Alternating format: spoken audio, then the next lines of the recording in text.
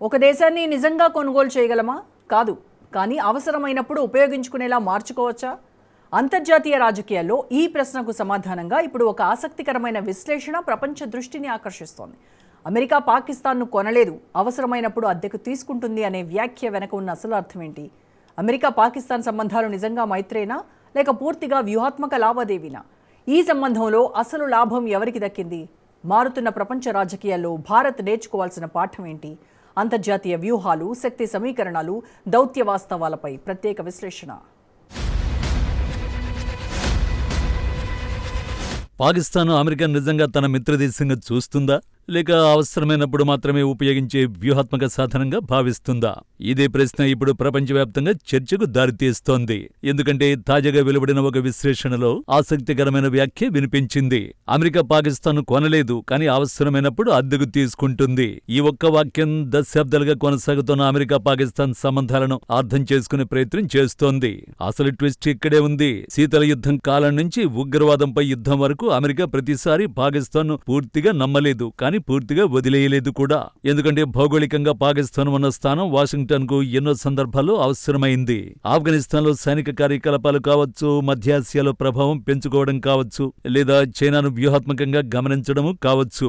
ప్రతి దశలో పాకిస్తాన్ కు ఒక ప్రత్యేక పాత్ర దక్కింది. సింపుల్ గా చెప్పాలంటే అమెరికా పెట్టుబడి పెట్టింది భావజాలంపై కాదు, అవసరంపై.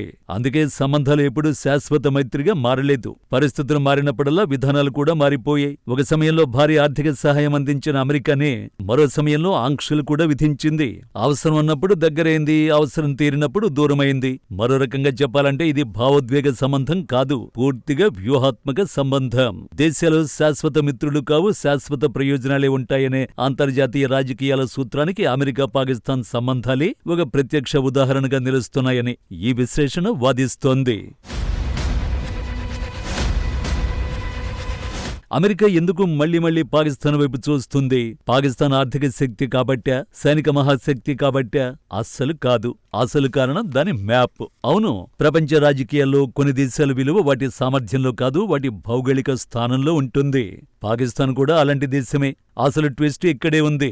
ఒకవైపు ఆఫ్ఘనిస్తాన్, మరోవైపు ఇరాన్, మరో దిశలో చైనా. సముద్ర మార్గంలో అరేబియా సముద్రం. ఈ 4 దిశల మధ్య ఉన్న పాకిస్తాన్ పూర్తిగా విస్మరించడం ఏ మహాశక్తికి అంత సులభమైతే కాదు. అందుకే వాషింగ్టన్ కు పాకిస్తాన్ తో సంబంధాలు ఎప్పుడూ పూర్తిగా తెగిపోలేదు. విభేదాలు వచ్చినా సంభాషణ మాత్రం కొనసాగింది. సింపుల్ గా చెప్పాలంటే అమెరికాకు పాకిస్తాన్ పై ప్రేమ లేదు, కానీ అవసరం ఉంది. అదే సమయంలో పాకిస్తాన్ కూడా ఈ వ్యూహాత్మక అవసరాన్ని ఒక అవకాశంగా మార్చుకునే ప్రయత్నం చేసింది. ప్రతి ప్రాంతీయ సంక్షోభంలో తన భౌగోళిక స్థానాన్ని ఒక దౌత్య ఆస్తిగా ఉపయోగించింది. అందుకే సంబంధాలెప్పుడూ ఒకేలా కనిపించవు. ఒకసారి సహకారం, మరోసారి విమర్శలు, ఇంకోసారి ఆర్థిక సహాయం, ఆ తర్వాత ఆంక్షలు. ఇదే ఈ సంబంధాల అసలు స్వభావం. మరో రకంగా చెప్పాలంటే పాకిస్తాన్ అమెరికా శాశ్వత భాగస్వామిగా చూడ్డం లేదు, అవసరమైనప్పుడు ఉపయోగపడే వ్యూహాత్మక కేంద్రంగా చూస్తోందనే అభిప్రాయం విశ్లేషకుల్లో వినిపిస్తోంది. అందుకే కొనడం కాదు, అద్దెకు తీసుకోవడం అనే వ్యాఖ్య ఒక రూపకంగా వినిపించినా దాని వెనుక అంతర్జాతీయ రాజకీయాల కఠిన వాస్తవం దాగి ఉంది. ఈ మొత్తం వ్యూహంలో ఎక్కువ లాభం ఎవరికి దక్కుతోంది? అమెరికాకా, పాకిస్తాన్కా? పైకి చూస్తే పాకిస్తాన్కు ఆర్థిక సహాయం, సైనిక మద్దతు, దౌత్య గుర్తింపు లభించినట్టే కనిపిస్తుంది. కానీ అసలు లెక్కలు చూస్తే చిత్రం పూర్తి భిన్నంగా ఉంటుంది. ఎందుకంటే ప్రతి సహాయానికి ఒక వ్యూహాత్మక లక్ష్యం ఉంటుంది, ప్రతి భాగస్వామ్యానికి ఒక భౌగోళిక ప్రయోజనం ఉంటుంది. అసలు ట్విస్ట్ ఇక్కడే ఉంది. అమెరికా ఎప్పుడూ పాకిస్తాన్ భవిష్యత్తును నిర్మించేందుకు పెట్టుబడి పెట్టలేదు, తన తక్షణ వ్యూహాత్మక అవసరాలను తీర్చుకోవడానికే సహకరించింది. శీతల యుద్ధం ముగిసిన తర్వాత సంబంధాలు చల్లబడిపోయాయి. ఆఫ్ఘనిస్తాన్ యుద్ధం ప్రారంభం కాగానే మళ్లీ దగ్గరయ్యాయి. పరిస్థితులు మారినప్పుడల్లా విధానాలు కూడా మారిపోయాయి. అంటే సంబంధాన్ని నిర్ణయించింది స్నేహం కాదు, అవసరం. సింపుల్ గా చెప్పాలంటే పాకిస్తాన్ అమెరికాకు ఒక శాశ్వత మిత్రదేశం కాదు, ఒక వ్యూహాత్మక వేదిక మాత్రమే. అవసరం ఉన్నప్పుడు ఉపయోగించడం, అవసరం ముగిశాక దూరం కావడం. ఇదే గత కొన్ని దశాబ్దాలుగా కనిపిస్తున్న ధోరణి. ఇదే కారణంగా అమెరికా పాకిస్తాన్ సంబంధాల్లో స్థిరత్వం కంటే అనిశ్చితి ఎక్కువగా కనిపించింది. మరో రకంగా చెప్పాలంటే ఈ పరిణామాల నుంచి భారత్ కూడా ఒక కీలక పాఠం నేర్చుకోవాలి. అంతర్జాతీయ రాజకీయాల్లో భావోద్వేగాలకు స్థానం చాలా తక్కువ, జాతీయ ప్రయోజనాలకే అత్యధిక ప్రాధాన్యం ఉంటుంది. అందుకే నేటి భారత్ ఒక్క దేశంపైనే ఆధారపడకుండా బహుళ భాగస్వామ్యాలను నిర్మిస్తోంది. అదే వ్యూహాత్మక స్వయం ప్రతిపత్తికి బలమైన పునాది. మారుతున్న ప్రపంచ సమీకరణాల్లో దీర్ఘకాల ప్రయోజనాలను కాపాడుకునే మార్గం కూడా అదేనని విశ్లేషకులు అభిప్రాయపడుతున్నారు.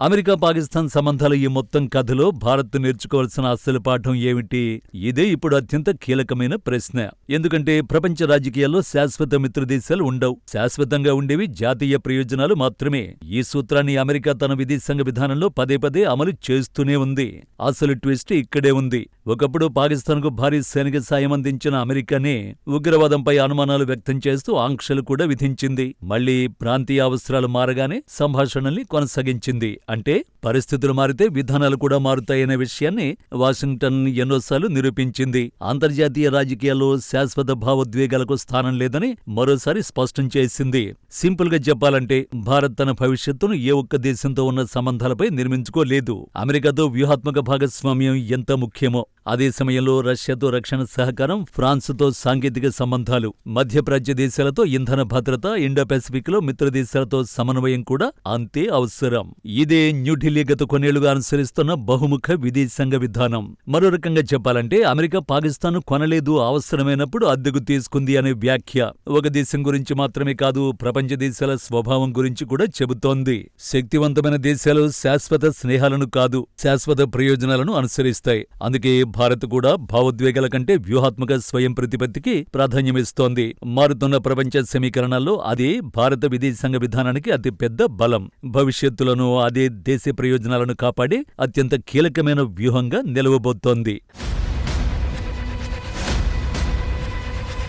అమెరికా పాకిస్తాన్ సంబంధాల చరిత్ర ఒక విషయాన్ని చాలా స్పష్టంగా చెబుతోంది. అంతర్జాతీయ రాజకీయాల్లో శాశ్వత స్నేహాలు ఉండవు, శాశ్వత ప్రయోజనాలే ఉంటాయి. పరిస్థితులు మారితే మిత్రులు మారచ్చు, విధానాలు మారచ్చు, కానీ జాతీయ ప్రయోజనాలు మాత్రం మారవు. అందుకే ప్రపంచ వేదికపై విజయవంతమైన దేశాలు భావోద్వేగాలతో కాదు, వ్యూహాత్మక లెక్కలతో ముందుకు సాగుతాయి. ఇదే సమయంలో భారత్ కూడా బహుముఖ విదేశాంగ విధానంతో తన వ్యూహాత్మక స్వయం ప్రతిపత్తిని బలోపేతం చేస్తుంది. మారుతున్న ప్రపంచ శక్తి సమీకరణాల్లో అదే భారత బలం, అదే భవిష్యత్ దౌత్యానికి అత్యంత కీలకమైన మార్గం కూడా.